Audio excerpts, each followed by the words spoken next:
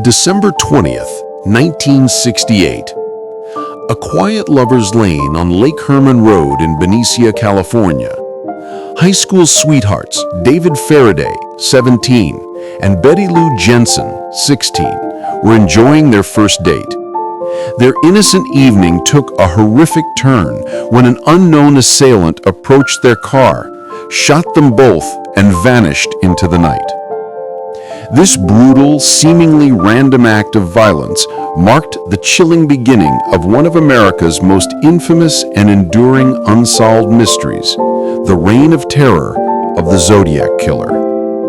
What followed was a series of increasingly audacious attacks, taunting letters, and complex ciphers sent to the press, all orchestrated by a killer who reveled in his anonymity and challenged authorities to catch him. This isn't just a story about a serial killer. It's a deep dive into a psychological game played by a predator who captivated and terrified a nation, leaving behind a trail of fear, frustration, and cold, unyielding questions that remain unanswered to this very day.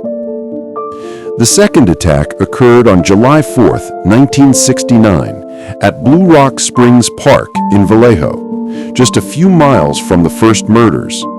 Darlene Ferrin, 22, and Michael Mageau, 19, were parked when a car pulled up.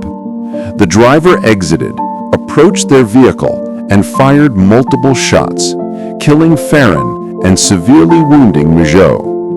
Just 40 minutes later, a chilling phone call was made to the Vallejo Police Department. The anonymous caller claimed responsibility for both the Ferrin-Mageau attack and the Faraday-Jensen murders, mockingly providing details only the killer would know. This call was the first direct communication from the killer, a chilling prelude to a series of taunts that would elevate the case from local crime to national obsession.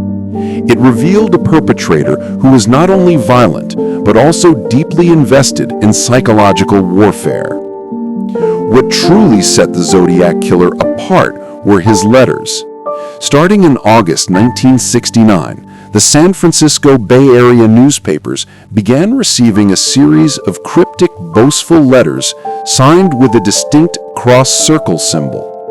In these letters, the killer claimed credit for the murders, often providing details that verified his involvement. But he didn't just confess, he taunted. He demanded that his letters be published on the front page, threatening more murders if his demands weren't met. He explicitly stated his motive was to collect slaves for the afterlife. This macabre fascination with public attention and his desire to control the narrative made him a unique figure in criminal history, turning the media into unwitting accomplices in his terrifying game. Adding another layer of complexity to the mystery were the ciphers. Several of the Zodiac's letters included elaborate cryptograms, complex codes that he challenged the police and public to solve. The first cipher, known as the 408 symbol cipher, was solved by a high school teacher and his wife, revealing a rambling, ego-driven message from the killer, but no direct clues to his identity. Subsequent ciphers, however, including the infamous 340 symbol cipher, proved far more difficult. It remained unsolved for over 50 years, finally cracked by a team of codebreakers in 2020. Yet even with these breakthroughs, the ciphers primarily revealed the killer's motives and megalomania, rather than a name or a face, leaving investigators to chase shadows. The Zodiac Killer continued his reign of terror with two more confirmed attacks. On September 27, 1969, Bryan Hartnell, 20, and Cecelia Shepard, 22, were picnicking at Lake Berryessa in Napa County when they were approached by a man wearing a black executioner-style hood with a cross-circle symbol on it. The killer tied them up and proceeded to stab them repeatedly. Shepard died from her injuries, but Hartnell miraculously survived, providing a vivid account of the terrifying encounter. Then, On October 11, 1969, taxi driver Paul Stine, 29, was shot and killed in San Francisco's Presidio Heights. This murder was particularly significant because witnesses, including 3 teenagers, saw the killer near the scene, providing a composite sketch that remains the most widely recognized image associated with the Zodiac. The investigation became a monumental task, consuming countless resources from multiple police departments and the FBI. Detectives pursued thousands of leads, interviewed countless suspects, and analyzed every piece of physical evidence, from the peculiar knots used to bind victims to the unique characteristics of the killer's typewritten letters. However, the killer's ability to strike in different jurisdictions, coupled with the rudimentary forensic techniques of the era, made it incredibly difficult to connect the dots. Fingerprints were found, but never matched. Handwriting analysis provided some consistency, but no definitive identification. The killer's intelligence and cunning were always a step ahead, mocking law enforcement's every move. The Zodiac Killer's confirmed victims numbered 5, with 2 survivors, but he claimed to have killed as many as 37 people in his letters.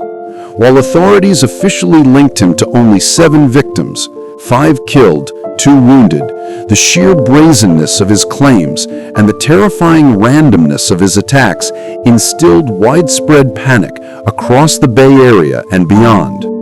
Parents warned their children, residents stayed indoors at night, and every suspicious individual became a potential suspect. The fear he created was as impactful as the murders themselves, demonstrating his ultimate goal: to terrorize a community and leave an indelible mark on its psyche.